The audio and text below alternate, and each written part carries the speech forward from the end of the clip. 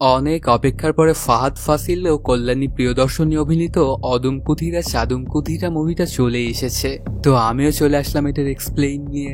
আমার চ্যানেলটিতে কিছু সমস্যা হওয়ার কারণে অনেকদিন ধরে তেমন একটা ভিডিও আপলোড করিনি, এজন্য চ্যানেলের রিচ অনেক কমে গেছে। তো তোমরা দয়া করে যদি লাইক, কমেন্ট ও শেয়ার করতে তাহলে খুব উপকৃত হতাম। কোনো স্পয়লার না দিয়ে চ্যানেলটা সাবস্ক্রাইব করে চলো তাহলে গল্পের গভীরে ঢুকে পড়া যাক। সিনেমার শুরুতে একটা বিয়ের কার্ড দেখা যায়। বর এবি ম্যাথিউ আর কনে নিধি সুদিশ। আসলে মধ্যরাতে শুয়ে শুয়ে এবি এই বিয়ের কার্ডটা দেখছিল। ওর যেন এখনো বিশ্বাস হচ্ছে না যে ওর বিয়ে হতে চলেছে এত সুন্দরী একটা মেয়ের সাথে। এবি এইসব চিন্তা ভাবনা করতে থাকলে হঠাৎ করে ফোনে একটা কল আসে। আসলে ওকে নিধি কল দিয়েছিল। কিছুক্ষণ কথা বলার পরে এবি বুঝতে পারে যে নিধি আসলে ওর বাড়ির সামনে এসেছে। তখন এবি বেলকনিতে গেলে নিধি জানায়, নিচে আসো, তোমার সাথে কিছু কথা আছে, আর আসার সময় আমার জন্য কিছুটা খাবার নিয়ে এসো। তখন এবি কিছুটা হালুয়া নিয়ে যায় নিচে। নিধি এটা খাওয়ার সময় বলে, এটা কি নষ্ট হয়ে গেছে? কেমন যেন একটা গন্ধ বের হচ্ছে এটা থেকে। তবে এবি জানায় যে না, এখন এটা নষ্ট হয়নি, এটা বাবা বানিয়েছে। কিন্তু আসলে তো এটা নষ্ট হয়ে গিয়েছিল। তারপর একটা পার্কে বসে ওরা দুজনে গল্প করতে থাকে। নিধি বলে, তুমি জানো আমি একটা স্বপ্ন দেখেছি, একটা সমুদ্রের কিনারে আমাদের বিয়েটা হচ্ছে। তুমি একটা সাদা ঘোড়া চড়ে এসেছিলে আর সুন্দর একটা হাসি দিয়েছিলে। তো আগামীকাল আমাদের বিয়েতে তুমি ঘোড়ায় চড়ে আসবা কিন্তু। এটা শুনে তো অবাক হয়ে যায় এবি, কারণ এখন তো প্রায় রাত 2টা বেজে গেছে। এখন সে ঘোড়া অ্যারেঞ্জ করবে কোত্থেকে? সকালবেলাতেই তো ওদের বিয়ে, এজন্য বলে মনে হয় না এটা পসিবল হবে। তখন নিধি সাফ সাফ জানিয়ে দেয়, যদি তুমি ঘোড়ায় চড়ে আসতে পারো তাহলেই শুধু আমি আসবো বিয়ের মণ্ডপে, আর যদি তুমি ঘোড়া চড়ে না আসো তাহলে তুমি একাই বিয়েতে এসো, আমি আসবো না। এটা বলেই সেখান থেকে চলে যায় নিধি। এই ব্যাপারটাতে অনেকটাই টেনশনে পড়ে যায় এবি। কি করবে সে কিছুই বুঝে উঠতে পারছিল না। তখন সে কল দেয় ওর বন্ধু অনুরাজকে আর বলে, বিয়ের সবকিছু কি ঠিকঠাক ভাবে হয়েছে? তারপর জিজ্ঞেস করতে থাকে এটা ওটা, সাথে ঘোড়াটার কথাও বলে। এটা শুনে অনুরাজও তো বোকা বনে যায়। এবি কি তাকে ঘোড়া অ্যারেঞ্জ করার কথা বলেছিল আগে? তারপরও সে রাতের বেলাতে আবার বেরিয়ে পড়ে ঘোড়ার সন্ধানে। এখানে ওখানে খোঁজাখুঁজি করার পরে একটা ঘোড়া খুঁজে পায়। তারপর ওটাই ফাইনাল করতে যাবে, ঠিক তখন একটা সাদা কালারের ঘোড়া দেখতে পায়। কিন্তু ঘোড়ার মালিক বলে ওইটাতে একটু সমস্যা আছে। তারপরে এই সাদা ঘোড়াটাই হ্যাঁ করে দেয়। পরদিন সকালবেলা থেকেই বিয়ের কার্যক্রম শুরু। তবে দেখা যায় নিধির পেট খারাপ হয়ে গেছে। আসলে ওই যে গতকাল রাতে যে নষ্ট হালুয়াটা খেয়েছিল সেটার জন্যই হয়েছে এমনটা। এদিকে এবির বড় ভাই সিবি তাকে আবোল তাবোল বুঝ দিতে চায়, কিন্তু ওর কোনো কথাই শোনে না এবি। আসলে ওর বড় ভাই একটু চিটার টাইপের লোক, সব মানুষজনের সাথে সে শখবাজি করে বেড়ায়। তারপর পরে দেখা যায় এদের বাবাকে, ওনার নাম ম্যাথিউ। ওনার আবার মাথায় একটু সমস্যা আছে, এজন্য বিয়ের মধ্যে সবার সাথে এটা ওটা ব্যবহার করতে থাকে।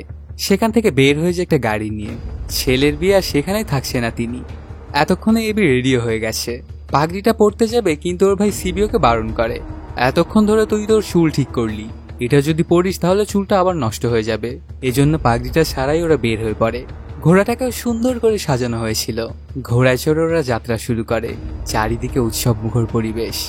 এদিকে ওকে এই অবস্থায় আসতে দেখে তো অনেক খুশি হয়ে যায় নিধি। আস্তে আস্তে ওরা আগাতে থাকে। এটা বিয়ে বাড়ি হওয়াতে অনেক ক্যামেরা চলছিল আশেপাশে। তবে ক্যামেরা থেকে যখনই ফ্ল্যাশ মারা হচ্ছিল তখনই ঘোড়াটা একটু কেমন জানি করছিল। এমন করতে করতে আচমকাই ঘোড়াটা ফেলে দেয় এবিকে। ওর মাথাটা গিয়ে পাথরের উপরে পড়ে, অজ্ঞান হয়ে যায় এবি। একটু আগেই এত খুশির একটা জায়গা দুঃখ দিয়ে ভরে যায়। কেউই যেন ব্যাপারটা নিতে পারছিল না। সাথে সাথে এবিকে হাসপাতালে নিয়ে আসা হয়। এদিকে যখন বিয়েবাদী চলছিল ঠিক ওই সময় অন্যদিকে এবির বাবা ম্যাথিউ দড়ি লাগাচ্ছিল নিজে নিজেই মারা যাওয়ার জন্য। ঠিক ওই সময় ওর ফোনে একটা কল আসে এবং সে জানতে পারে ওর ছেলের অ্যাক্সিডেন্ট হয়ে গেছে। তখন সে কাজটা আর করে না, আর ওর বউয়ের ছবির দিকে তাকিয়ে বলে, তোমাকে আর কিছুটা দিন অপেক্ষা করতে হবে, তোমার নালায়েক ছেলে ঘোড়া থেকে পড়ে অজ্ঞান হয়ে গেছে। হাসপাতালে ডাক্তাররা তো সবাইকে এটা ওটা বলতে থাকে, কার আইডিয়া ছিল এই ঘোড়া চড়ে তামাশা করার? এখন কত বড় একটা অ্যাক্সিডেন্ট হয়ে গেল না? তখন সবাই তো অনুরাজেরই দোষ দিচ্ছিল, কারণ ঘোড়াটা সেই অ্যারেঞ্জ করে দিয়েছিল। কিন্তু সে জানায়, আমার কি দোষ? এবি ভাই আমাকে যেমনটা বলেছিল আমি ঠিক তেমনটাই করেছি। আপনাদের বিশ্বাস না হলে এবি ভাইকেই জিজ্ঞেস করে দেখুন। এটা শুনে ডাক্তার অনেকটাই রেগে যায় আর বলে, কোমায় চলে গেছে, তাকে আমি কিভাবে জিজ্ঞেস করব? এই কথাটা শুনে রুমের মধ্যে থাকা সবাই হতবাক। সবচেয়ে বেশি শক খেয়ে যায় নিধি। তখন ডাক্তার সবাইকে সান্ত্বনা দিয়ে বলে, এবি হয়তো বা কালকেই ঠিক হয়ে যাবে, বা 2 দিন লাগতে পারে, বা 1 সপ্তাহ, কিংবা 1 মাস, আর বড়জোর 1 বছরের মতো লাগবে। ডাক্তার সময় যতটা বাড়াচ্ছিল এখানকার মানুষজনের চিন্তাও ততই বাড়ছিল। তারপর পরে নিধি চলে যায় এবির কাছে আর অনেক মন খারাপ করে সেখানেই বসে থাকে। সে মনে মনে ভাবতে থাকে যে তার জন্যই হয়তো বা এবির আজকে এই দশা। তখনও এবির জ্ঞান সজাগই ছিল, কিন্তু আস্তে আস্তে সে একটা গভীর স্বপ্নের মধ্যে যাচ্ছিল। সে একটা মেলায় গেটের সামনে এসে পৌঁছে, সেখান থেকে হেঁটে ভিতরে গিয়ে একটা জুস বারে বসে। সেখানে গিয়ে একটা আমের জুস অর্ডার করে। জুসটা যখন ওর কাছে আসে তখন সেটাতে চুমুক দিতে গেলেই আবারও গেটের সামনে নিজেকে আবিষ্কার করে। এই একটা স্বপ্নের লুপ আকারে চলছিল। কাহিনীটা ফ্ল্যাশব্যাকে চলে যায়। একটা বিল্ডিং এর সামনে উডপেকারের একটা গাড়ি এসে থামে। এই কোম্পানিতেই কাজ করত এবি এবং তার বন্ধু অনুরাজ। ডেলিভারিটা নিয়ে সার্ভিস লিফট দিয়ে উঠতে যাবে, ঠিক তখনই কেয়ারটেকার জানায় সার্ভিস লিফটটা নষ্ট, তো তোমাদেরকে সিঁড়ি বেয়ে যেতে হবে। তারপর ওরা দুজনে অনেক কষ্ট করে সিঁড়ি দিয়ে ডাইনিং টেবিলটা উপরে তুলতে থাকে। এর মধ্যে অনুরাজের অনেক জোরে প্রস্রাবের চাপ দেয়। ওদের কাঙ্ক্ষিত অ্যাপার্টমেন্টের সামনে গিয়ে দরজা জোরে জোরে ধাক্কাতে শুরু করে। কিছুক্ষণ পর একটা ছেলে এসে দরজাটা খোলে, কিন্তু সে কিছুতেই ওদেরকে ভেতরে ঢুকতে দিতে চায় না আর টেবিলটা বাইরেই সেট আপ করে চলে যেতে বলে। কিন্তু অনুরাজের অনেক জোরে প্রস্রাবে চাপ দেওয়াতে ওটা এক প্রকার জোর করে ভেতরে ঢুকে পড়ে। ভেতরে গিয়ে এবি প্রথমবারের মতো দেখতে পায় নিধিকে। দুজনে দুজনের দিকে এভাবে অনেকক্ষণই তাকিয়েছিল। আসলে নিধি এই ছেলেটার গার্লফ্রেন্ড। ওর বাবা বাসায় না থাকায় নিধিকে বাসায় এনেছিল ছেলেটা। কিন্তু এবির থেকে জানতে পারে ছেলেটা যে ওর বাবা কিছুক্ষণের মধ্যেই বাড়িতে ফিরবে। তখন নিধিকে তাড়াতাড়ি করে এখান থেকে বের হয়ে যেতে বলে, কিন্তু নিধি কোনোভাবেই যেতে চায় না আর বলে তোমাকে আমি অনেকদিন ধরেই বলছি তোমার বাবার সাথে কথা বলার জন্য আমাদের ব্যাপার নিয়ে, কিন্তু তুমি কথা বলো না তোমার বাবার সামনে, এজন্য আমিই আজকে কথা বলবো তোমার বাবার সাথে। ওরা দুজনে তর্কাতর্কি করতে থাকলে হঠাৎ করে চলে আসে ওর বাবা। ততক্ষণে এবি টেবিলটাও সেট করা হয়ে গেছে। বাবা এসেই টেবিলটা চেক করে আর মেয়েটাকে দেখে জিজ্ঞেস করে এই মেয়েটা আবার কে। তখন নিধিকে বাঁচানোর জন্য ওই ছেলেটা বলে এ হচ্ছে উডপেকারের স্টাফ। ওখানে কথাবার্তা বলতে বলতে একসময় জানা যায় ছেলেটার বিয়ে ঠিক হয়ে গেছে একটা মেয়ের সাথে। তখন এবি বলে এখন কি কেউ আর অ্যারেঞ্জ ম্যারেজ করায়, এখন তো লাভ ম্যারেজ ট্রেন্ডে আছে। তখন ওই ছেলেটার বাবা বলে আমার ছেলের কথাই আমার কাছে সব, আমি সবসময় ওকে প্রায়োরিটি দেই, আর ওরই ইচ্ছা ছিল ছোটবেলা থেকে ওই মেয়েটাকে বিয়ে করার, এই জন্যই ওর সাথে বিয়েটা আমি ফিক্স করেছি। এই কথাটা শুনে যেন নিধি আকাশ থেকে পড়ে। ওর পুরো দুনিয়াই যেন উলটপালট হয়ে যায়। তার মানে এতদিন ধরে এই ছেলেটা নিধিকে ধোকা দিয়ে যাচ্ছিল। এরপর ওদের দুজনের সাথে নিধিও বের হয়ে আসে আর মন খারাপ করে বসে থাকে একটা জায়গায়। ওরা দুজনে চলেই যাচ্ছিল। তখন অনুরাজ এবিকে বলে তুই গিয়ে ওকে একটু সান্ত্বনা দিলেই তো পারিস। তখন এবিও সেটাই করে, গিয়ে ওকে অনেক করে বোঝাতে থাকে। আর মজার বিষয় এটাই যে এবি গিয়ে ওর কাছে প্রমোশন করছিল ওর ব্র্যান্ডের। তারপর এক পর্যায়ে মেনে নেয় নিধি আর এবির থেকে হাতুড়ি চায়। পরদিন সকালবেলাতে এবিদের ওপর ওর বস তো অনেক রাগ করে থাকে। কালকে তোমরা যেখানে ডাইনিং টেবিল দিয়ে এসেছো সেই কাস্টমারটা কমপ্লেন করেছে। তারপর একটা ভিডিও ফুটেজ দেখায়। আসলে ওরা গতকালকে নিধিকে যে হাতুড়িটা দিয়েছিল সেই হাতুড়িটা দিয়ে নিধি ওই ছেলেটার গাড়ির কাঁচ ভেঙেছিল। তোমরা যদি কোনো ঝামেলা না চাও তাহলে নিধিকে নিয়ে গিয়ে ওখানে ওদের কাছে সরি বলবে। সাথে সাথে এবি আর অনুরাজ চলে আসে সেই অ্যাপার্টমেন্টের সামনে। ওখানে আগে থেকে অপেক্ষা করছিল বাবা এবং ছেলে। কিছুক্ষণের মধ্যেই সেখানে গাড়ি নিয়ে চলে আসে নিধি। ওদের মধ্যে অনেকক্ষণ কথোপকথন হয়। তারপর ওই লোকটা কিছু একটা আওয়াজ শুনতে পেয়ে একটু সাইডে যায়। তখন ওই ছেলেটা নিধিকে কনভিন্স করার চেষ্টা করতে থাকে, কিন্তু নিধি কোনোভাবে ওর কোনো কথাই বিশ্বাস করছিল না। আর এক পর্যায়ে অনেক রাগান্বিত হয়ে কষে একটা চড় লাগিয়ে দেয়। এই চড়ের শব্দটার সাইড থেকে বাবা বেয়ে ছুটে আসে এখানে আর বলে কে কাকে চড় মারলো। এবি বলে আপনার ছেলে মেয়েকে চড় মেরেছে। এতে বাবা খানিকটা রেগে যায় ছেলের উপর আর বলে আমাদের পরিবারের শিক্ষা কি তুই ভুলে গেছিস? কোনো মেয়ের গায়ে হাত তোলা দণ্ডনীয় অপরাধ। সাথে নিধিকে বলে তুমি কাঁচ ভেঙেছো কোনো সমস্যা নেই, আমার অনেক টাকা পয়সা আছে, এগুলো আমি ফিক্স করে ফেলবো, তবে যেহেতু ও তোমাকে চড় মেরেছে তো চড়ের বদলে তুমিও একটা চড় মারো। এটাতে নিধি অনেক খুশি হয়ে যায় আর কষে আবারও একটা চড় মেরে দেয় ছেলেটাকে। ছেলেটা 2টা চড় খেয়ে গেল। তারপর ওরা সেখান থেকে চলে যায়। এবি এবং তার বন্ধু চলেই যাবে, ঠিক তখনই নিধি এবিকে ডাক দেয়। ওর সাথে নাকি ওর কিছু কথা আছে। এবি তো মহা খুশি। তখন নিধি বলে এখানে আমি 3টা চড় মারতে এসেছিলাম, কিন্তু পূরণ হলো মাত্র 2টা। এটা বলেই কষে একটা চড় লাগিয়ে দেয় এবিকে। গতকালকে আমি ডিপ্রেশনে ছিলাম আর তুমি আমার কাছে এসে কিনা তোমার ব্র্যান্ডের প্রমোশন করছিলে, ইডিয়েট কোথাকার। এটা বলেই সেখান থেকে চলে যায় নিধি। এবি বাড়িতে এসে বাবাকে সবকিছু খুলে বলে। তখন বাবা বলে ওই মেয়েটা তো রাতের ঘুম হারাম হয়ে যাবে আর আস্তে আস্তে তোর উপরে ফিলিংস জাগতে থাকবে। কিন্তু বাবার কথা তেমন একটা কান দেয় না এবি, কারণ বাবার মাথায় তো হালকা সমস্যা আছে, কখন কি বলে সে নিজেই বুঝে উঠতে পারে না। পরদিন সকালবেলাতেই এবি চলে আসে ওর কোম্পানিতে। কাস্টমারদেরকে একটা টেবিল দেখাচ্ছিল। ওদের টেবিলটা পছন্দও হয়। তখন টেবিলের নিচে দেখানোর জন্য এবি যখন বসে তখন হঠাৎ করে সেখানে চলে আসে নিধি। ওকে দেখে প্রথমে একটু চমকে যায় এবি। তারপর নিধি বলে তোমার সাথে আমার কিছু কথা আছে। একটা জায়গায় বসে দুজনে কথাবার্তা বলতে থাকে। তখন নিধি বলে তুমি আমাকে একটা হেল্প করবে, তুমিও আমাকে একটা চড় মেরে দাও, আমি খুব ঝামেলায় আছি। রাতে ঘুমানোর জন্য যখনই চোখ বন্ধ করি তখনই একটা স্বপ্ন চলে আসে আমার সামনে। কোনো একটা বিচের পাশে বসে তুমি কান্না করছো। এটা দেখে আমার বারবার ঘুম ভেঙে যায়।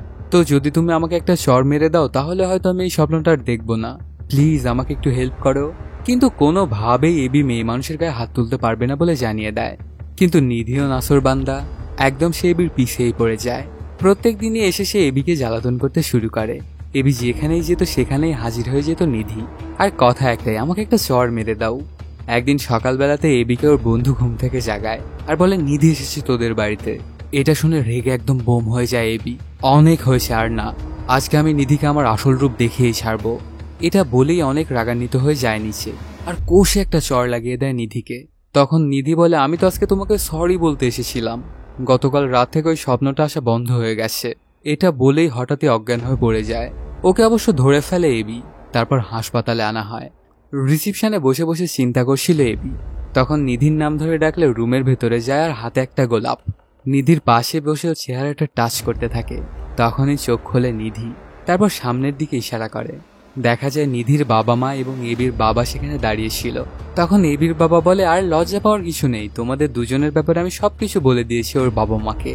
এবি ফুলটা নিয়ে চলে যেতে থাকলে নিধির বাবা মা বলে ফুলটা ওকে দিয়ের জন্য তো এনেছিলে, তোকে না দিয়ে তুমি চলে যাচ্ছ কেন?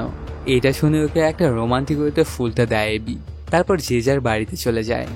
রাত্রেবেলাতে হঠাৎ করে নিধি ফোন দেয় এবিকে আর বাড়ি থেকে বের হতে বলে। দুজনে চলে আসে একটা পার্কে। নিধি বলে তোমার বাবা কি পাগল টাগল নাকি? আমার বাবা মাকে ওইসব কি কথা বলেছে আমাদের সম্পর্কে? আমি আর তুমি নাকি একে অপরকে পাগলের মতো ভালোবাসি? এই কথা তোমার বাবা কই থেকে পেল? নিশ্চয়ই তুমি বলেছ। তখন এবি বলে যে আমার বাবার মাথায় একটু সমস্যা আছে, কখন কি বলে কিছুই বুঝে উঠতে পারে না। এটা শুনে নিধি জানায় যা হবার হয়ে গেছে, তবে কালকে সকালবেলাতে তুমি আর তোমার বাবা মার বাড়িতে আসবে। আসলে কি ঘটেছে আর আমাদের মধ্যে যে আসলে কিছু নেই এগুলো সবকিছু খুলে বলবে। এটা বলেই চলে যায় নিধি। পরদিন সকালবেলাতেই নিধিদের বাড়িতে চলে আসে ওরা বাপ বেটা। কে কথাটা শুরু করবে এটা নিয়ে ঠেলাঠেলি শুরু হয়। শেষে আচমকায় নিধি বলে ওঠে বাবা একটা ডেট ফিক্স করতে হবে আমাদের বিয়ের জন্য। এটা শুনে থমকে যায় এবি। নিধির তোকে পছন্দ না, তাহলে কেন নিধি এমন কথা বলছে? এটা জানার জন্য নিধিকে ডেকে নিয়ে একটু সাইডে যায়। এবি বলে তুমি কেন বললে ওই কথাটা? নিধি জানায় অজ্ঞান হওয়ার পর থেকে সবসময় আমি একটা স্বপ্নই দেখি, একটা বিচের মধ্যে তুমি একটা সাদা ঘোড়াতে চড়ে আমাকে বিয়ে করতে আসছো। এর মানে এটাই দাঁড়াচ্ছে যে তুমি আমার ডেস্টিনি। তবে তোমার যদি আমাকে পছন্দ না হয় তাহলে বিয়েটা হবে না। তারপর সেখান থেকে আবারও মিটিং এর জায়গায় আসে ওরা। নিধি এবার গিয়ে বসে সিঁড়ির উপর আর এবি টেবিলে বসে চিন্তা করতে থাকে। অনেকক্ষণ চিন্তা ভাবনা করার পরে সে বলে ওঠে তাহলে ডেটটা ফিক্স করা যাক। তার মানে সেও বিয়ে করতে রাজি। এই কথাটা শুনে তো অনেক খুশি হয়ে যায় নিধিও। ওদের দিন খুব ভালোভাবেই কাটতে শুরু করে। ওদের এইটা আসলে অ্যারেঞ্জ ম্যারেজ না লাভ ম্যারেজ এটা বলা একটু দুষ্কর, তবে এখন ওরা একে অপরকে খুব ভালোবেসে ফেলেছে। কাহিনীটা প্রেজেন্ট টাইমে চলে আসে। কোমায় পড়ে আসে এবি আর ওর পাশে বসেছিল নিধি। এমন একদিন, 2 দিন, 5 দিন, 1 সপ্তাহ, 1 মাস করতে করতে কেটে যায় 311 দিন। প্রত্যেক দিনই নিধি এখানে আসতো, আজও ওর ব্যতিক্রম হয়নি। নিধি বলে আমি এখন কি করব তুমিই বলো তো, আর কতদিন আমি তোমার জন্য এইভাবে অপেক্ষা করব? আমার বাড়ি থেকে আমাকে অনেক চাপ দিচ্ছে, বলছে যে তুই ওর জন্য অপেক্ষা করবি, তাতে কোনো সমস্যা নেই আমাদের। তবে দেখা গেল যে 10 বছর পরও কোমা থেকে উঠলো, কিন্তু তোকেই আর চিনতে পারলো না, তখন তুই কি করবি? আসলে আমার বাবা মার কথারও একটা পয়েন্ট আছে, এজন্য আমি আর তোমার জন্য ওয়েট করতে পারবো না। এটা বলেই নিধি এবির দেওয়া আংটিটা খুলে পাশে রেখেই চলে যায়। তখনই এবির আঙ্গুল নড়ে ওঠে। কিছুক্ষণ পরে ওর বাবা ম্যাথিউ চলে আসে রুমে। আসলে তোর ভাগ্যটাই খারাপ, না হলে বিয়ের দিনে কারো এরকম অ্যাক্সিডেন্ট হয়। তুই একদম চিন্তা করিস না, যা হয় সবসময় ভালোর জন্যই হয়। এটা বলে ওর হাতের ভেতরে আংটিটা দেয়। ঠিক তখনই এবি বাবা বলে ওঠে। প্রথমে তো অনেক ভয় পেয়ে যায় ব্যাপারটাতে ম্যাথিউ, পরে বুঝতে পারে যে ওর ছেলে কোমা থেকে বের হয়েছে। এটাতে অনেক খুশি হয়ে যায় বাবা। পরদিন সকালবেলাতে এবিকে বাড়িতে আনা হয়। সেখানকার সবাইও তো অনেক খুশি, তবে এখনো ব্যাপারটা নিধিকে জানানো হয়নি। তারপর এবি ওই আংটিটা অনুরাজকে দিয়ে বলে এটা তুই নিধিকে দিয়ে আয়, আর আমি যে কোমা থেকে বের হয়েছি এটাও জানিয়ে দিস। তখন অনুরাজের সাথে এবির ভাই সিবিও যায়। সন্ধ্যাবেলাতে এবি ফোন দেয় অনুরাজকে যে সে কি বলেছে। অনুরাজ কিছু বলতে যাবে ওকে, ঠিক তখনই ফোনটা নিয়ে নেয় সিবি আর এবিকে এটা সেটা বুঝ দেয়। তারপর থেকেই শুরু হয়ে যায় এবির বিভিন্ন রকমের ব্যায়াম করা। আস্তে আস্তে সুস্থ হতে থাকে এবি। এভাবে কেটে যায় অনেক দিন। এখন এবি প্রায় পুরোপুরি সুস্থ। এর মধ্যেই একদিন এবি ফোনে নিধির এঙ্গেজমেন্টের কার্ড দেখতে পায়। এটাতে হতবাক হয়ে যায় সে। পরদিন সুন্দর একটা শেরওয়ানি পরে চলে আসে নিধির বাড়িতে। দেখতে পাই নিধির এঙ্গেজমেন্ট সম্পন্ন হয়ে গেছে। সেখানে গিয়েই এবি গলা ছেড়ে ডাক লাগায় নিধিকে। এবিকে সুস্থ দেখে তো সাথে সাথেই অজ্ঞান হয়ে যায় নিধি। তারপর যখন ওর জ্ঞান ফিরে আসে তখন ওরা দুজনেই কথা বলতে থাকে। এবি বলে, আমি কোমা থেকে বের হলাম আর তুমি একবারও আমাকে দেখতে আসলে না। এটা শুনে হতবাক হয়ে যায় নিধি আর বলে, আমি কিভাবে জানবো তুমি কোমা থেকে কবে বের হয়েছো? আর তুমি বের হয়েছো ভালো কথা, আমাকে একটা ফোন দিতে পারোনি? তার মানে এবি যে আংটিটাকে অনুরাজকে দিতে বলেছিল সেটা দেয়নি সে। এটাতে ওর উপরে অনেক রাগান্বিত হয়ে যায় এবি। তখন নিধি বলে, এখানে কোনো গেমস চলছে না, আমি বারবার এঙ্গেজমেন্ট ভাঙতে পারবো না। 5 মিনিট আগেই আমার এঙ্গেজমেন্ট হয়ে গেছে। তুমি এতদিন হলে কোমা থেকে বের হয়েছো, আমাকে একটাবার জানানোরও প্রয়োজন মনে করনি, তাহলে এখন তুমি কেন এসেছো? এবি বলে, যাই হোক, তবে আমি যতদিন কোমায় ছিলাম ততদিন শুধুমাত্র একটা স্বপ্নই দেখতাম বারবার। অজানা একটা জঙ্গলের মধ্যে গিয়েছিলাম আমি। সেখানে ঘুরতে ঘুরতে একটা জায়গায় এসে পৌঁছি। সেখানে মাটিতে আমার মনে হয়েছিল কোনো একটা কিছু আছে। তারপর মাটি খুঁড়ে দেখতে পাই অনেক মূল্যবান একটা কিছু। ওই গুপ্তধনটা তো তুমি নাও। এটা শুনে নিধি তো কনফিউজড হয়ে যায়। তারপর সেখান থেকে চলে যায় অনুরাজের কাছে আর বলে, কেন করলি তুই আমার সাথে এমনটা? সে জানে আমি কখনোই এমনটা করতে চাইনি। তোর ওখান থেকে যখন আংটিটা নিয়ে আসছিলাম তখন তোর ভাই ওই আংটি এবং আমার চেনটা নিয়ে বন্ধক রেখে টাকা দিয়ে টাকায় লাগিয়েছে বেশি করার জন্য, কিন্তু সেখানে টাকাটা ডুবে যায়। তারপরেও আমি তোকে বলার চেষ্টা করেছি, কিন্তু তোর ভাই আমাকে ভয় দেখিয়ে বলেছে তুই নাকি ওর রক্ত, তো তুই ওর কথাই বিশ্বাস করবি, আমার কথা বিশ্বাস করবি না। এর জন্য আমি আর বলিনি তোকে। তারপর সেখান থেকে চলে যায় এবি। এতক্ষণ ধরে নিধি ওই স্বপ্নটা নিয়েই ভাবা চিন্তা করছিল। পরে কোনো একটা কনক্লুশনে চলে আসে, কিছু একটা বলতে যাবে কিন্তু দেখতে পায় আশেপাশে কোথাও এবি নেই। এদিকে এবি চলে আসে বেঙ্গালুরুতে। এটাই আসলে ওর ভাই সিবির হাইড আউট। তারপর একটা হোটেল এসে খুঁজে পায় ওর ভাইকে। ওর ভাই তো এবিকে এটা ওটা বোঝাতে চাইছিল। ঠিক তখনই অনেক রাগান্বিত হয়ে এবি কষে একটা থাপ্পড় লাগিয়ে দেয় ওর ভাইকে। এতে আশেপাশে থাকা সবাই থমকে যায়, কিন্তু ব্যাপারটা সামলে নেয় সিভি। ঠিক তখনই সেখানে কিছু গুন্ডা পান্ডা চলে আসে সিভিকে ধরার জন্য। আসলে ওরা এর কাছ থেকে অনেক টাকা পেত। তখন সেখান থেকে পালায় সিবি। যাওয়ার আগে ওরা আবার কোথায় মিলিত হবে সেটাও বলে যায়। এবিও সেখানেই চলে আসে এবং সিবির সাথে দেখা হয়। তারপর ওর সাথে চলে আসে বাড়িতে। এখানে ওদের সময় কাটতে থাকে। একদিন গাড়ি করে যাওয়ার সময় হঠাৎ করেই ওর গাড়ির নিচে পড়তে যায় একটা মেয়ে। তখন সিবি ওকে আচ্ছা হারে শাসায় আর বলে ওর মাথায় একটু সমস্যা আছে, হরহামেশাই ওর গাড়ির নিচে চলে আসতে লাগে। এবি সবসময় মন খারাপ করে থাকতো। এই জন্য একদিন সিবিওকে বলে, তুই অযথাই সময় নষ্ট করছিস নিধির পিছে, তোদের মিলন কোনোদিনই পসিবল না। এটা তুই যত তাড়াতাড়ি বুঝতে পারবি তোর ততই মঙ্গল। এগুলো শুনে আরো বেশি ডিপ্রেশনে চলে যায় এবি। এমন করতে করতে কেটে যায় অনেক দিন। ক্রিসমাস চলে আসে। সন্ধ্যাবেলাতে এবি একটা পার্সেল আসে। সেটা নিয়ে ঘরের দিকে যেতে থাকলে ওর ভাইয়ের সাথে দেখা হয়। তখন ওকে রেডি হয়ে বেরোতে বলে। ঘরের মধ্যে গিয়ে এবি পার্সেলটা খোলে। দেখা যায় ওর ভেতরে একটা রশি। তারপর সেটা ফ্যানের সাথে লাগায় আর ট্রায়াল দিতে থাকে। ঠিক তখনই সে পাশের ফ্ল্যাট থেকে কিছু একটা ভাঙার আওয়াজ শুনতে পায়। দেখতে পায় এটা তো ওই মেয়েটার। ভালো করে খেয়াল করে দেখে মেয়েটা হয়তো বা নিজে নিজে মারা যাওয়ার ট্রাই করছে। এই জন্য এবি সেখান থেকে তাড়াহুড়ো করে নিচে নামে। বাইরে সবাই ক্রিসমাস উদযাপন করছিল। ভিড় ঠেলে কোনো মতো বিল্ডিং এ যায় এবি। তারপর চলে আসে ওই অ্যাপার্টমেন্টের সামনে। আসার সময় অবশ্য সে একটা মাস্ক নিয়ে এসেছিল। সেটা পরে গিয়ে ওই দরজাটা ধাক্কাতে থাকে।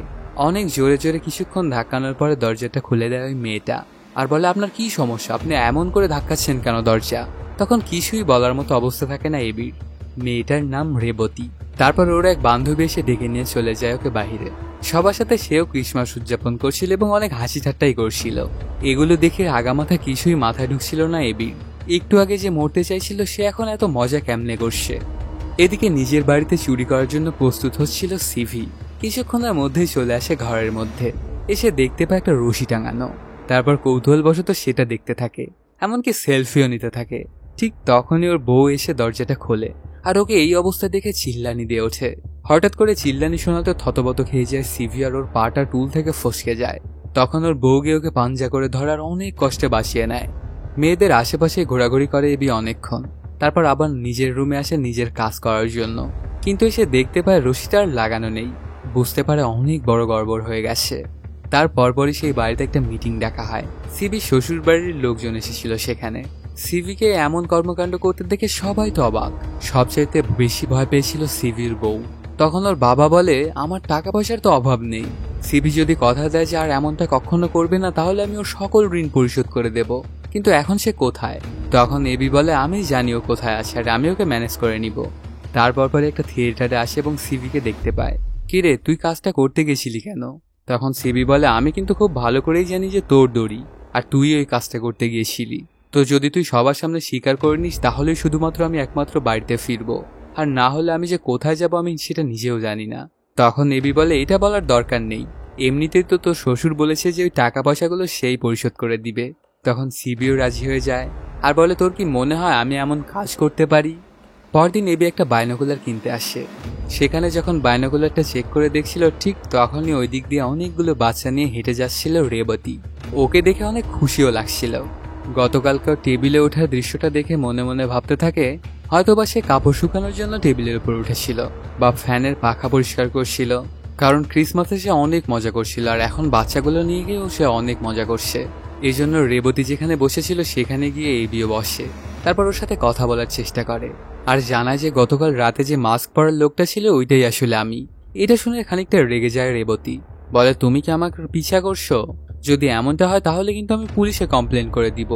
এটাতে খানিকটা ভয় পেয়ে যায় এবি আর বলে যে, না এমন কিছু না, তোমাকে নিয়ে আমার একটা ভুল ধারণা সৃষ্টি হয়েছিল, আর কিছু না। এটা বলেই সেখান থেকে তাড়াতাড়ি কেটে পড়ে এবি। তারপর থেকে দূর থেকেই রেবতীকে ফলো করছিল এবি। সে অনেক সময় দেখতে পেত বেলকনিতে সে কান্না করতো রেবতী। এই ব্যাপারগুলো আবার বাবার সাথে শেয়ার করে এবি। বাবা সবকিছু শুনে বলে, এগুলো তো সব ডিপ্রেশনের লক্ষণ, তুই ওর ওপরে ভালো করে নজর রাখিস। ঠিক তখনই দেখতে পায় রেবতী অনুষ্ঠান থেকে একটা পানির বোতল নিয়ে কোথাও একটা যাচ্ছিল। এবি ওর পিছে পিছিয়ে যেতে থাকে। ছাদে এসে খেয়াল করে দেখতে পায় রেবতী রেলিং এর পাশে দাঁড়িয়ে আছে। এটাতে এবি ভেবেই নিয়েছিল যে হয়তোবা সে লাফ দিতে যাচ্ছে, এই জন্য নাম ধরে ডাকে ওর জোরে জোরে আর থামানোর চেষ্টা করে। এতে খানিকটা থতমত খেয়ে যায় রেবতী আর এবিকে কথা শোনাতে থাকে, তুমি আমাকে চমকে দিয়েছো, যদি আমি এখান থেকে পড়ে যেতাম তাহলে কি হতো? তখন এবি ওকে বোঝানোর চেষ্টা করে যে আমি মনে করেছিলাম তুমি হয়তোবা লাভ দিতে চাইছো, এই জন্য আমি তোমাকে জাস্ট নামানোর চেষ্টা করছিলাম। এটা শুনে তো অনেক রেগে যায় রেবতী আর ওই বোতলটাই ছুঁড়ে মারে ওর দিকে। তারপর সেখান থেকে চলেও যায়। পরদিন সন্ধ্যার সময় প্লেইং গ্রাউন্ডের বাইরে বসেছিল এবি। কিছুক্ষণের মধ্যেই সেখানে চলে আসে রেবতী আর গতকালকে করা ওর ব্যবহারের জন্য সরি বলে। কিন্তু প্রথম তো এটা মানতে চাইছিল না এবি। তখন রেবতী বলে, সেদিন রাতে আমার মাথায় একটু সমস্যা হয়ে গিয়েছিল, তবে চিন্তা করো না, আমি আর এমন কিছুই করার চেষ্টা করব না।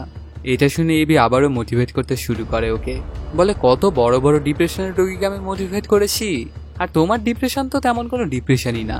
তখন রেবতী এসে জড়িয়ে ধরে ওকে আর ওর পেছনের গল্পটা বলতে শুরু করে। রেবতী আসলে একটা কিন্ডারগার্টেন স্কুলের শিক্ষিকা। এতদিনের সময় খুব ভালোভাবেই কাটছিল। হঠাৎ করে একদিন ক্লাস নেওয়ার সময় ওর মাথাটা ঘুরে যায়।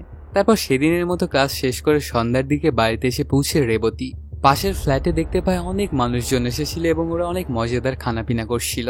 তারপর সে ওর ঘরে চলে যায়। রাত 10:30টার সময় রেবতী এসে ওই দরজার কড়া নাড়ে। তারপর একটা ছেলে এসে ওই দরজাটা খোলে। ওর নাম ইট্টি। তখন ওকে অবাক করে দিয়ে হঠাৎ করে রেবতী বলে ওঠে, দেখলাম রাত্রেবেলাতে তোমাদের এখানে পার্টি হয়েছে, কোনো বিরিয়ানি কি বাকি আছে? ইট্টি জানা আছে হালকা পাতলা, তবে ওটাতে মাংস নেই খুব একটা। রেবতী বলে, আমার তাতেই হবে, একটু গরম করে দাও। তখন খাবারটা ওকে গরম করে দেয়। আসলে রেবতী খাবার খেতে খুব পছন্দ করত, কিন্তু ওর যার সাথে বিয়ে ঠিক হয়েছে সে ওকে চিকন হতে বলছে, কারণ সেও আগে রেবতীর মতোই মোটা ছিল। কিন্তু ওদের বিয়ের কথা চিন্তা করে ও 20 কেজি ওজন কমিয়েছে, এই জন্য রেবতীকে ও এই একই কথা বলছে। তবে রেবতী মাঝে মধ্যে এগুলোর কোনো কেয়ারই করে না আর খেয়ে ফেলে যা ইচ্ছা তাই। এখানে অনেক খাবার দাবার খেয়ে আজকের মতো চলে যায় রেবতী। পরে বাসায় গেলে ওর ফিয়ন্সের কল আসে। সব সময়ের মতো এখনো সে ওই একই কথা বলে, ওজন কমাও তাড়াতাড়ি। পরদিন সকালবেলাতেই রেবতী এসে আবারও দরজায় কড়া নাড়ে ইট্টি দরজাটা খুলতেই ওকে অনেক গালিগালাজ করতে থাকে রেবতী। কালকে তুমি কেন আমাকে খাবার দিয়েছ? আমার এতদিনের কষ্ট পরিশ্রম সবকিছু ধুলোর সাথে মিশিয়ে গেল, এরপর যেন ভুল করেও এমন আর কখনো করবে না। আরো অনেক কথা শুনে সেখান থেকে চলে যায় রেবতী। এটাতে তো একদম বোকা বনে যায় ইট্টি। সে কি ভুল করেছে? রেবতী তো ওর কাছে সে এক প্রকার জোর করেই খাবারটা খেয়ে গিয়েছিল। ইট্টি ছিল আসলে স্বনামধন্য এক শেফ। পরদিন রাত্রেবেলাতেই রেবতী আবারও চলে আসে ইট্টির দরজায়, কিন্তু এবার আর কোনোভাবেই দরজাটা খুলতে রাজি হয় না সে, কারণ আগেরবার ওকে খেতে দিয়ে গালিগালাজ শুনেছে, এগুলো একদমই শুনতে চায় না সে। তবে অনেক করে রিকোয়েস্ট করতে থাকে রেবতী, এরপর আর তোমাকে আমি কখনো গালি দিব না, এবারের মতো আমাকে একটু খাবার দাও। অনেক করে রিকোয়েস্ট করার পরে দরজাটা খুলে দেয় ইট্টি। তারপর ওকে কিছু চাইনিজ খাবার বানিয়ে খাওয়ায়। ওদের সময় খুব ভালোভাবেই কাটতে শুরু করে। প্রায় প্রত্যেকদিন রাতেই রেবতী ওখানে চলে আসতো খাবার খাওয়ার জন্য, আর ইট্টিও খুশি খুশি ওকে বিভিন্ন প্রকার খাবার বানিয়ে খাওয়াতো। ওদের দুজনের মধ্যে একটা ভাবও তৈরি হয়ে যায়। পরদিন সকালবেলাতে রেবতীর স্কুলে চলে আসে ইট্টি আর পুরো রোমান্টিক ওয়েতে ওকে প্রপোজ করে। বলে, তুমি যদি আমাকে বিয়ে করো তাহলে সারা জীবন তোমার যা ইচ্ছা তাই খেতে পারবে। আমি ইন্ডিয়ান, জাপানিজ, চাইনিজ, ইটালিয়ান আর অনেক রকমের ডিশ বানাতে পারি।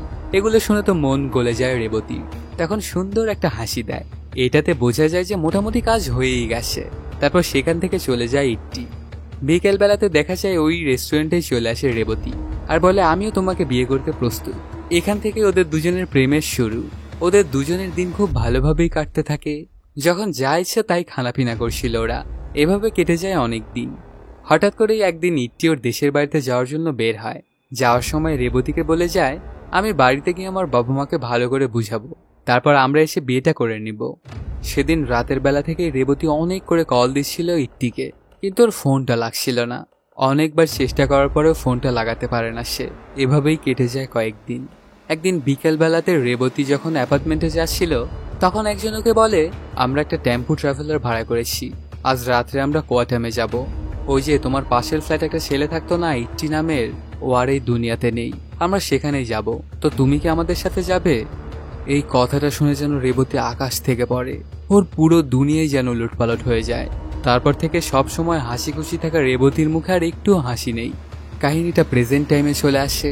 রেবতীর বাবা মা ঘুরে ঘুরে সোসাইটির সব মানুষজনকে কার্ড দিচ্ছিল তার মেয়ের বিয়ের। একটা কার্ড এসে এবিকেও দেয়। সামনে 8 তারিখে রেবতীর বিয়ে ফিক্স করা হয়েছে। তারপর কিছুক্ষণের মধ্যে এবি চলে আসে রেবতীর স্কুলে আর ওকে জিজ্ঞেস করে যে, যেই বিয়েতে তোমার কোনো মতই নেই সেই বিয়ে তুমি কেন করছো? রেবতী বলে, আমার আর অন্য কোনো উপায় নেই, আর এখন বিষয়টা অনেক দূরে এগিয়ে গেছে, এখন এখান থেকে আর ফেরার কোনো রাস্তা নেই। তখন এবি জানায়, সবকিছুরই একটা রাস্তা তো অবশ্যই আছে, তুমি তোমার বাবাকে বুঝিয়ে বলে, অবশ্যই উনি বুঝবেন। ওনার সাথে কথা বলে আমার তো মনে হয় উনি একদম জেন্টালম্যান। তখন রেবতী বলে, বাহির থেকে তুমি আমার বাবাকে যেমনটা দেখেছো ভেতরটা আসলে ওনার তেমনটা নয়। পরদিন সকালবেলাতেই বেলকুনিতে বসে পপকর্ন খাচ্ছিল এবি। ঠিক তখনই দেখতে পায় রেবতী তার বাবা মার সাথে অ্যাপার্টমেন্টে আসে। তখন রেবতী তার বাবাকে বলে সে বিয়েটা করতে পারবে না। প্রথমে তো বাবা খুব সুন্দরভাবেই মেনে নেয়, কিন্তু পরক্ষণে একদম পাগল প্রায় অবস্থা হয়ে যায়। সে কোনোভাবেই মেনে নিতে পারছিল না যে তাদের মেয়ে তাদের কথা শুনছে না। এই কথাগুলো এবি এবার তার বাবার সাথে শেয়ার করে। তখন বাবা বলে, তুই তো একদম সবকিছু ভেস্তে দিয়েছিস, এবার আর তোকে কিছু করতে হবে না, যা করার সবকিছু এবার আমিই করব। রেবতীর বিয়েটা ভেঙে গেলে তারপর সে এসে তোকে ধন্যবাদ দিবে, তবে আমাকে কল করে থ্যাংক ইউ জানানোর প্রয়োজন নেই, আর কল করলেও পাবি না, আমার ফোন সুইচ অফ থাকবে, আর হয়তোবা আমি কোনো জায়গায় লুকায়িত থাকবো। এবি বাবার কথার কোনো আগামাথাই বুঝছিল না। পরদিন বিকেলবেলাতে এবির সাথে দেখা করতে আসে রেবতী। তুমি কি আমার ফিয়ন্সে ভিনিতকে মারার জন্য কোনো কিলার ভাড়া করেছো? এবি বলে, না আমি কেন সেটা করব। এটা বলেই অনেক রাগান্বিত হয়ে সেখান থেকে চলে যায় রেবতী। আজকে ভিনিতের সার্জারি, সেখান থেকে সোজা হাসপাতালে চলে আসে। তারপর ভিনিত সবকিছু খুলে বলতে থাকে যে ওর সাথে কি কি হয়েছিল। ও যখন সুপার শপে শপিং করছিল তখন সেখানে থারকান নামে একজন চলে আসে। সে নাকি রেবতীর টিচার। আসলে তো উনি ছিলেন এবির বাবা। সে এসে অনেক কথা বলতে থাকে ভিনিতকে। এর বেশিরভাগই কথা বুঝছিল না ভিনিত। তারপর চলে যাওয়ার সময় বলে, রেবতীর তো ইচ্ছা ছিল যে ওর জামাই ঘোড়ায় চড়ে আসবে বিয়ে করতে, তো তুমি তো ঘোড়ায় চড়ে যাচ্ছ নাকি? তখন ভিনিত বলে যে না, এটা তো আমাকে কখনো বলেনি। উনি জানায়, ও আচ্ছা, তাহলে কেন যে বলেনি এটা আমি বুঝতে পারছি না। ছোটবেলা থেকে ওর স্বপ্ন ছিল যে ওর জামাই ঘোড়ায় চড়ে আসবে। আচ্ছা, আর একটা কথা, তুমি যদি ঘোড়া খুঁজে না পাও তাহলে আমার সাথে কন্ট্যাক্ট করো, আমার কাছে ভালো একটা ঘোড়া আছে, ওটাতে করে আমার ছেলেও বিয়ে করতে গিয়েছিল। আর উনার বলে দেওয়া সেই ঘোড়াতে চড়ে আজকে এই অবস্থা ভিনিতের। এগুলো শুনে রেবতী রুম থেকে বের হয়ে এসে দেখতে পায় দরজার সামনে এবি এবং অনুরাজ দাঁড়িয়ে আছে। তারপর কথাবার্তার এক পর্যায়ে এবি বলে, প্রফেসর থারকানকে আমি চিনি, আসলে উনি আমার বাবা। তারপর নিয়ে চলে আসে ওর বাবা ম্যাথিউ এর কাছে। ম্যাথিউ তো রেবতীকে অনেক করে কনভিন্স করার চেষ্টা করে, এমনকি নিজের লাভ স্টোরিও শোনায় ওকে। আসলে সবকিছুরই একটা সময় থাকে এই পৃথিবীতে, কেউ সারা জীবন এখানে থাকার জন্য আসে না মা। যে জিনিসটার শুরু আছে সেটা শেষও অবশ্যই আছে। তুমি এত চিন্তা করো না তো, সবকিছু ঠিক হয়ে যাবে। এগুলোতে রেবতী একটু খুশিই হয়। তখন এবি বলে, ভিনিতের পুরোপুরি সুস্থ হতে 3 মাসের মতো সময় লাগবে। এই 3 মাসে তো বিয়ে করা কি টয়লেটেও নিজে নিজে একা যেতে পারবে না। আস্তে আস্তে সময় কাটতে শুরু করে। রেবতী এখন হাসি খুশি থাকছিল, আর ওইদিকে হাসপাতালে ডাক্তারের সাথে ফ্ল্যাট করছিল ভিনিত। দেখতে দেখতে কেটে যায় 3 মাস। আজকে একটা রেস্টুরেন্টে ওরা দুই পরিবার একত্রিত হয়েছে বিয়ের কথাবার্তা বলার জন্য। পাশের একটা টেবিলে এবি আর ম্যাথিউ ছিল। তখন ভিনিত সবার অ্যাটেনশন পাওয়ার জন্য গ্লাসে হালকা করে চামচ দিয়ে বাড়ি দেয়, কিন্তু গ্লাসটাই ভেঙে যায়। পরে বলতে থাকে, আঙ্কেল আমি আপনাকে কিছু কথা বলতে চাই, কিন্তু এর জন্য আপনার থেকে আমার ক্ষমা চাইতে হবে আগে। এটা বলেই টেবিলের নিচে গিয়ে পা জড়িয়ে ধরে রেবতীর বাবার, আর বলে, আঙ্কেল আমি আপনার মেয়েকে কোনোভাবেই বিয়ে করতে পারবো না। এই 3 মাস আমাকে যে ডাক্তার দেখাশোনা করেছে আমি সেই ডাক্তারকে ভালোবেসে ফেলেছি। আমরা দুজন একে অপরকে খুব ভালোবাসি, এজন্য আমরা বিয়েটা করতে চাচ্ছি। তারপরই সেই ডাক্তারটাও চলে আসে এবং টেবিলের নিচ দিয়েই ওনাদের আশীর্বাদ নেয়। সবাই কথাবার্তা টেবিলের নিচ থেকেই বলছিল। শেষমেশ এগুলোতে অনেক রাগান্বিত হয়ে রেবতী বলে দেয়, আমিই তো বিয়ে করতাম না ওকে, ও কি আমাকে বিয়ে করবে না? এটা শুনে ভিনিতের খুশি যেন আর ধরছিলই না। তারপর রেবতী তার গাড়িটা নিয়ে এবি এবং তার বাবাকে নামিয়ে দিতে যাচ্ছিল। তখন সে জানায়, আমি আবার চেন্নাই ফিরে যাব, টিচিং এর সময়গুলো আমি অনেক মিস করছি। এরা দুজনও সায় দেয়। তখন রেবতী বলে, যদি বন্ধুত্বের কথা বলি তাহলে আমার একজন বন্ধু আছে, ওর নাম জিবিন কুরিয়াকোস। আসলে এই নামটা তো এবি সবসময় ব্যবহার করতো ছদ্মনাম হিসেবে। রেবতী আসলে ওর সম্পর্কেই কথা বলছিল। আজ আমার এই বন্ধুর সাথে আমি ফ্রেন্ডশিপটা খতম করে ফেলবো। ওর সাথে আমার প্রথম দেখাটা একদম আজব ছিল। আমি বেলকুনিতে কাপড় শুকানোর জন্য গিয়েছিলাম, তখন দেখতে পাই সে নিজে নিজে মারা যাওয়ার জন্য ট্রাই করছে। তখন কোনো মতে আমি ড্রামা করে ওকে বাঁচিয়ে নিয়েছিলাম। তখন থেকে আমার জীবনের সবকিছু আমি ওকে খোলাসা করে বলেছিলাম, আর আমার এরকম মনে হয়েছিল যে হয়তোবা সেও তারটা বলবে আমাকে। অবশ্যই সেও বড় কোনো একটা ঝামেলায় পড়ে আছে, তবে সে আমার সাথে কোনো কথাই শেয়ার করেনি। এমন যে সে কোমায় ছিল 1 বছরের মতো আমি এটাও জানি না। তারপর সেখান থেকে ওদেরকে নামিয়ে দিয়ে অনেক মন খারাপ করে চলে যায় রেবতী। সেদিন রাত্রেবেলাতেই এবি অনেক সাহস যুগে কল দেয় নিধিকে, কিন্তু নিধি মুখে বিভিন্ন জিনিসপাতি লাগিয়ে রাখায় ফোনটা ধরে ওর বাবা, আর অনেক চালাকির মাধ্যমে মেয়েকে ভুলভাল বুঝ দিয়ে ওকে দিয়ে গালি দেওয়ায়। তবে নিধি এটা জানতো না যে এটা এবি কল দিয়েছিল।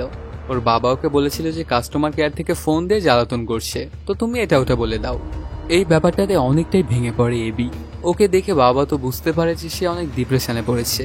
এই জন্য বাবা অনেক চালাকির মাধ্যমে নিধির সাথে দেখা করে একটা সুপার শপের মধ্যে। তারপর নিধি যখন উনি কেমন আছে জিজ্ঞেস করে, তখন বলে খুব একটা ভালো নেই, ঠিকঠাকভাবে আমার ঘুম হয় না।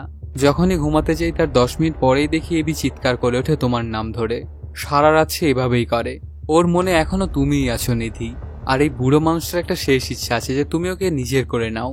এইটা শুনে নিধি তো অনেক খুশি হয়ে দৌড়াতে চলে আসে প্লেয়িং গ্রাউন্ডে। তারপর গিয়ে ঝাঁপিয়ে পড়ে এবির ওপর। নিধি তো অনেক খুশি, তবে এবিকে দেখে ততটা খুশি মনে হচ্ছিল না। তারপর ওরা একটা সিনেমা দেখতে আসে। সেখানে এসেও নিধি সবসময় জড়িয়েছিল এবিকে, কিন্তু কেন জানি কি একটা চিন্তায় পড়েছিল এবি। তারপর আচমকাই সে বলে ওঠে, আমি তোমাকে একটা মিথ্যে কথা বলেছিলাম। তোমার এঙ্গেজমেন্টের দিন আমি তোমাকে যে স্বপ্নটার কথা বলেছিলাম ওটা পুরোটাই মিথ্যে ছিল। আমি তো শুধু একটা স্বপ্নই দেখতাম আমার পুরো কোমা জুড়ে।